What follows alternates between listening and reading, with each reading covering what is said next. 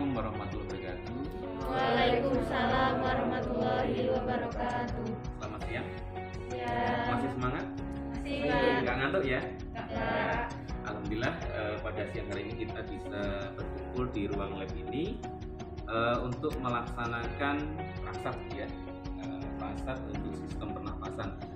Kemarin kita sudah belajar untuk materi keperawatan medikal bedah, salah satunya adalah asuhan perawatan pada pasien dengan gangguan sistem pernapasan. Ya, mana salah satu tindakannya untuk melakukan penanganannya yaitu dengan melakukan tindakan penghisapan lendir, ya, baik di jalan napas dari hidung, kemudian di mulut maupun di orofaringial ya. Kemudian sebelumnya ada yang sudah paham apa itu suction? Apa itu suction? Suction itu penghisapan sekret atau lendir di jalan nafas pasien yang mengganggu proses pernapasan pasien. Oke, bagus sekali ya. Jadi suction adalah tindakan penghisapan lendir atau sekret di jalan napas ya. Kemudian suction ini ada tujuannya ya. Tujuannya ada yang tahu tujuannya? Saya Pak, Ya.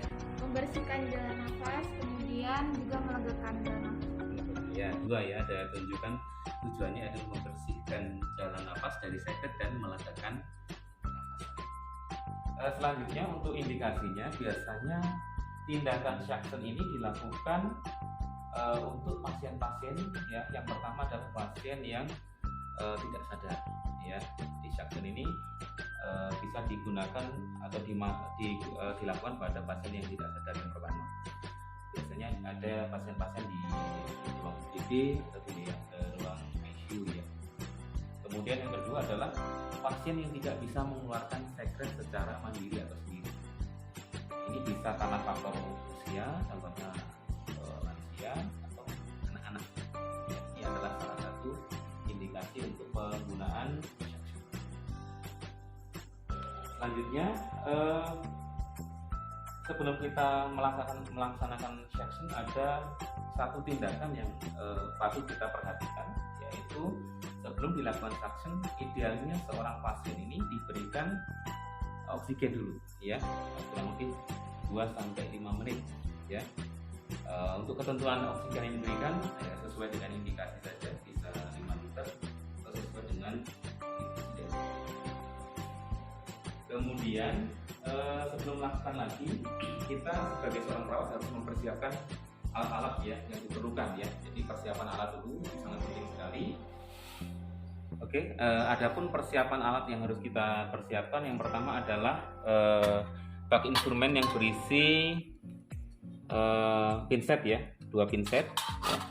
Kemudian yang kedua adalah air ya, ini air matang ya, air matang atau bisa juga dengan menggunakan NaCl ya. Kemudian yang ketiga adalah kanul ya, kanul untuk suction ya. Kemudian pengalas ya. Kemudian ini mesin suction ya, mesin suction ini ada yang secara digital atau yang secara manual ya. Kemudian yang terakhir adalah tisu dan bengkok ya. Ini adalah beberapa persiapan alat yang harus kita siapkan ya.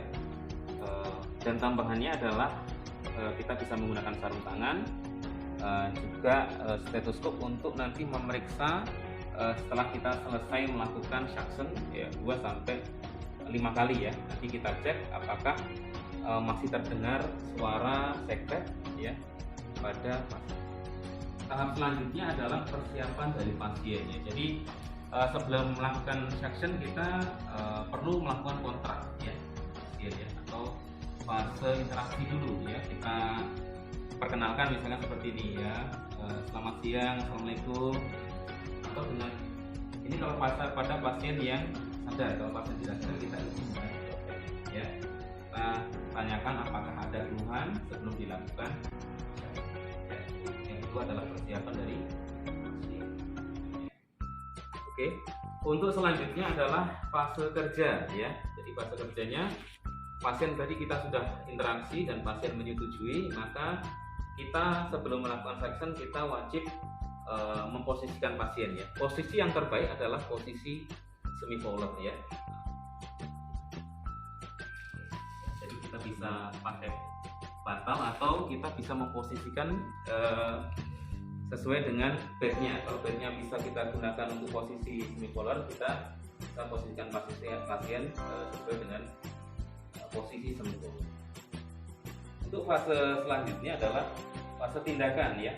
Jadi tadi sudah saya sampaikan bahwa sebelum melakukan tindakan suction, idealnya pasien kalau bisa diberikan oksigen ya. Kira-kira oksigen berapa menit untuk pemberiannya? Jadi disampaikan 3 sampai 5 menit Pak. ya, 2 sampai 5 menit ya. Idealnya untuk pemberian dari oksigen.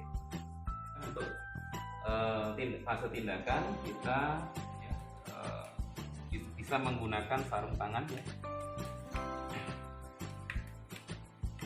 Penggunaan sarung tangan ini salah satunya adalah menghindari tangan kita atau tubuh kita untuk terkontaminasi dengan sekret dari pasien. Karena kita tidak tahu kan apakah pasien hanya mengalami masalah pernapasan saja atau ada faktor penyakit lain. Sebelum dilakukan suction ya, kita harus melakukan pemasangan perlak pengalas ya. Tujuannya apa? Nanti kalau misalkan ada sekret yang jatuh, tidak membasahi atau tidak mengotori dari pakaian atau peralatan lain untuk di tempat tidur pasien.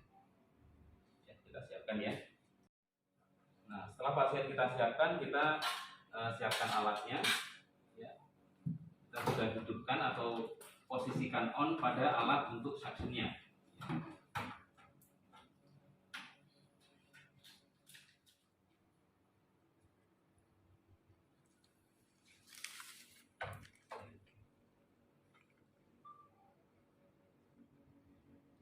Selanjutnya setelah kita memasang selang, kita bisa mengecek ya kepatenan dari alat tersebut ya, apakah berfungsi atau tidak ya. Salah satunya dengan kita menguji cobakan pada air matangnya ya, pada komnya.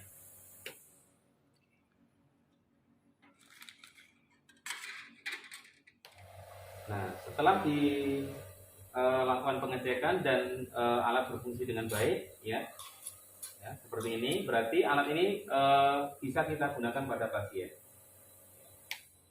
ya.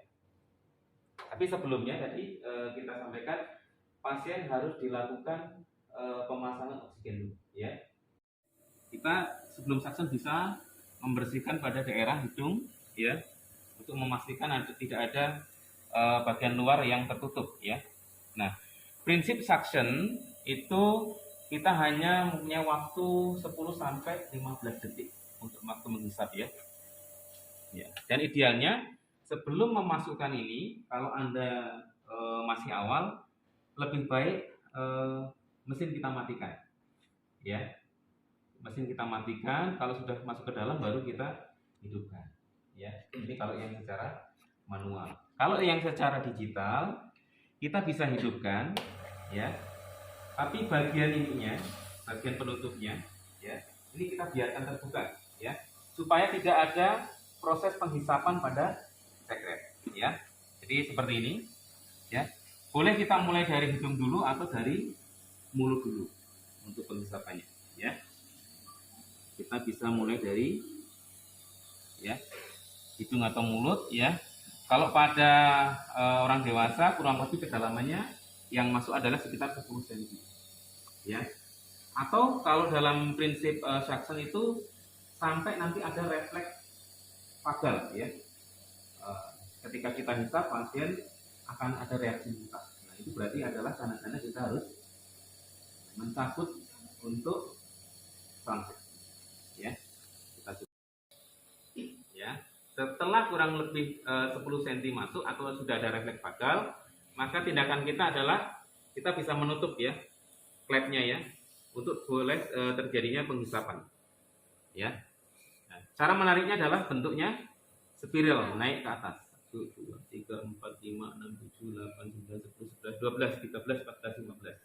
Ya, batasnya adalah 15 detik. Yang ini kita bisa ulang sampai 2 sampai 5 kali.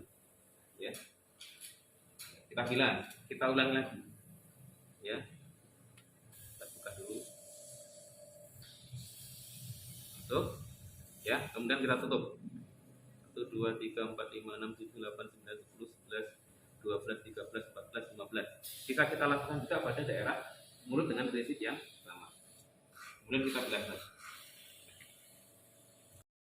Setelah selesai proses menghisap atau mensyaksen pasien, ya 2 sampai 5 kali, ya ketika sudah kita rasa kita bersih pada pasiennya, maka saksen bisa kita hentikan, ya. Jadi kita bisa membilas seperti ini, ya. Kemudian pada area selang bisa kita bersihkan.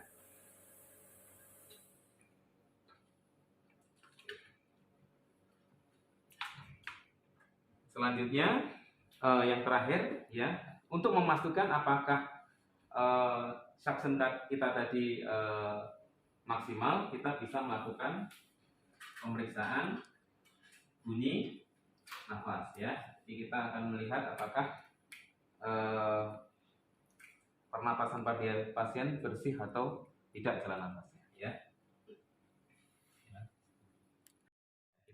Kita memastikan bagaimana pernapasan pasien, apakah masih terdengar bunyi sekret atau tidak. Ya. Oke.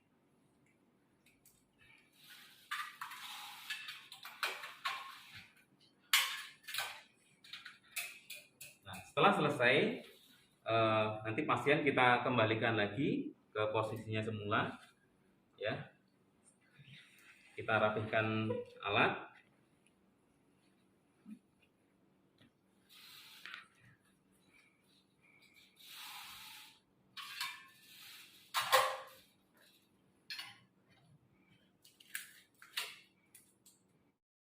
Kita lakukan evaluasi pada pasien, ya.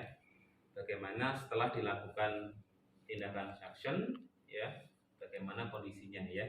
Yang ditanyakan adalah bagaimana kondisinya setelah dilakukan suction, ya.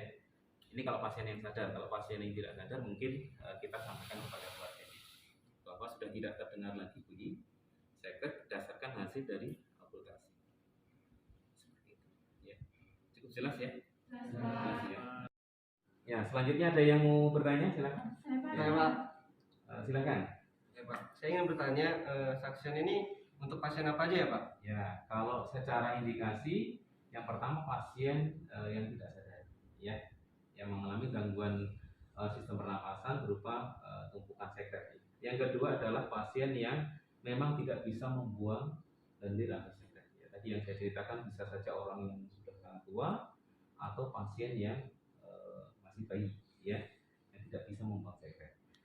Nah, selanjutnya siapa yang mau bertanya lagi? Ini Pak. Ya, silakan. Mau tanya Pak, pada melakukan tindakan itu kenapa Pak harus tindakannya spiral? Oh ya, kenapa ketika melakukan suction harus spiral? Salah satunya adalah supaya penghisapan lendir dengan kanula suction ini menjadi maksimal, ya.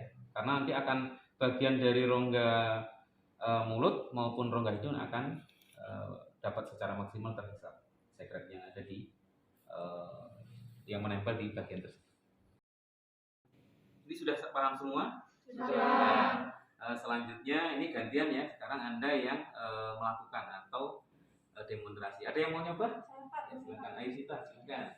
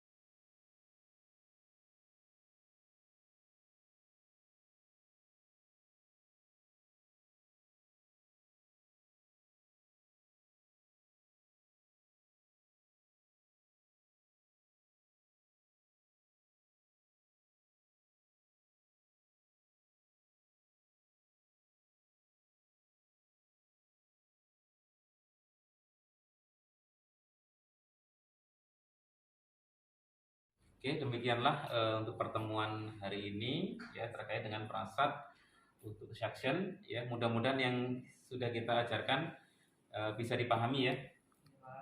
Jadi pertemuan hari ini untuk mungkin dilanjutkan di pertemuan selanjutnya. Wassalamualaikum warahmatullahi wabarakatuh. Waalaikumsalam